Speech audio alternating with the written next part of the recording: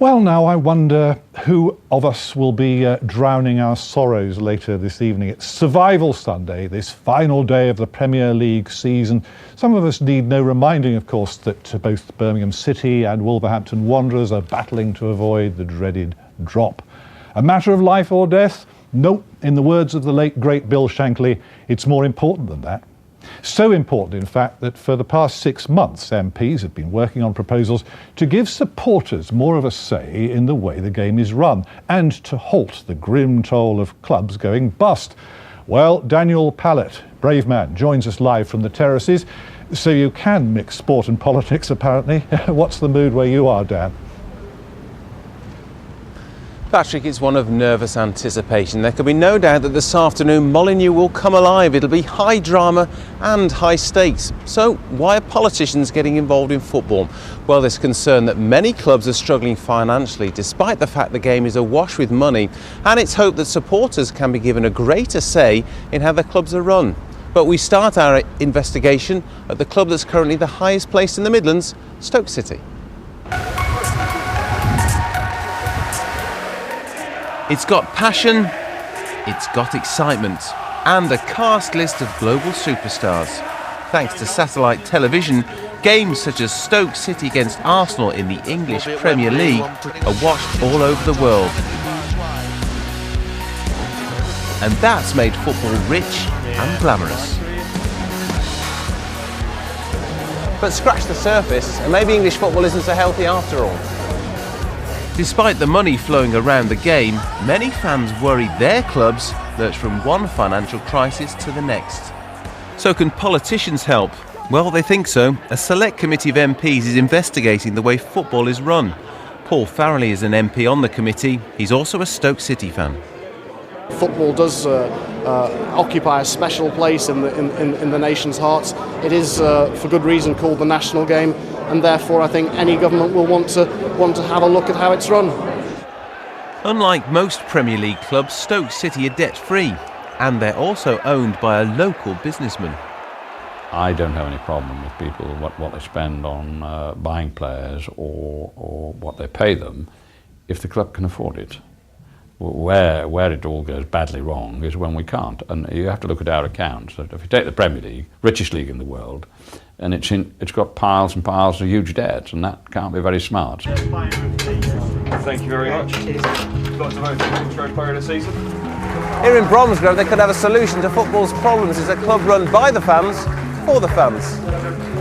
Bromsgrove Sporting were born last summer after Bromsgrove Rovers went bust. They play 12 leagues below Stoke City, but they're grateful just to exist.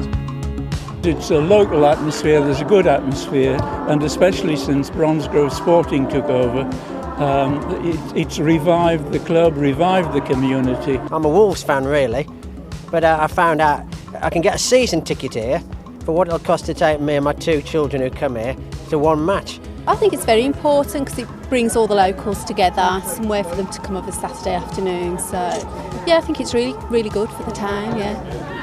The club has fans and local councillors on the board, so power and responsibility is shared.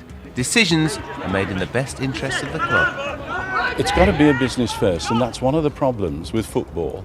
I've seen so many sensible businessmen act like fools. And why? They wouldn't do it with the business. What we really need to do is to make sure that we've got a football association that's recognised as an effective governor of the game, that actually stops the game coming in disrepute because of lots of dodgy owners, because of clubs going bankrupt, and frankly, because too many players take too much out of the game.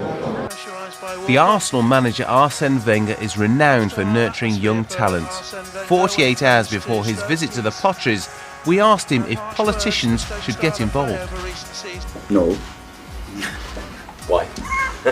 Because sport, I think sport has one big advantage. It rewards people who deserve it.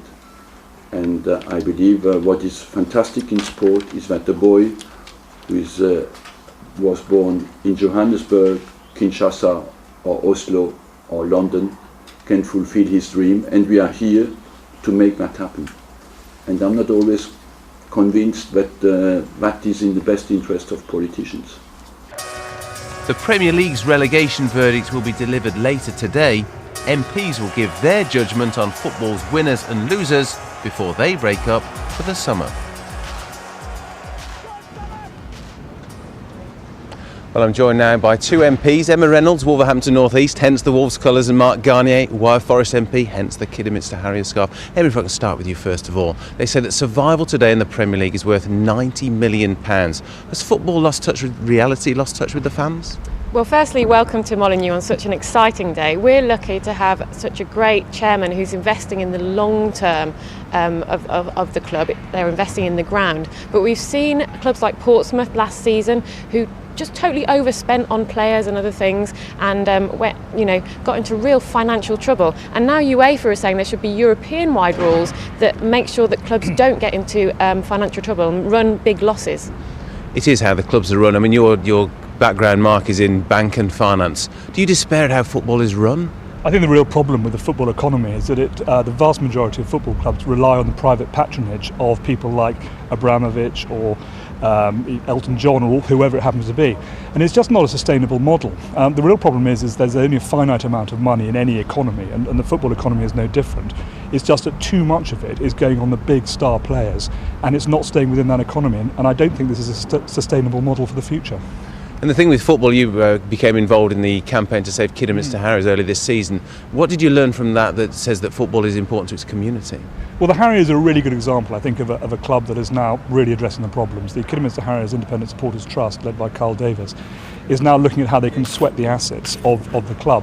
But when you look at things like football in the community, when you look at the football apprenticeship scheme that they run with up to 100 kids every year being taught not just about football but about life skills, and then you look at the new innovation, which is a tie-up with Stourbridge College to provide catering apprenticeships, then you see that actually an organisation like the Kidderminster Harriers is so much more than just a football club. It's a real resource for a community, and that's why I'm throwing my weight behind the Harriers, even though I'm not necessarily a huge football fan in itself.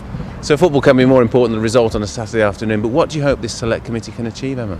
I hope that the Select Committee will look at things that take place elsewhere in the world, such as the US, where they actually have salary caps. It's incredible, for example, Fernando Torres was bought for £50 million.